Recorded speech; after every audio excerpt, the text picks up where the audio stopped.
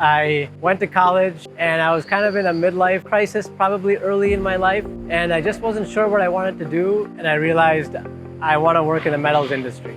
And that was it. Since then, my career has been in the metals industry. I never worked in a foundry actually until I joined Wisconsin Aluminum, but the foundry world has been fantastic. Everybody's doing their own job and you get to build those relationships with people with a very, very specific role in our company. So I love that about the foundry industry and a lot of small companies all across America that has been just a real pleasure to get to know.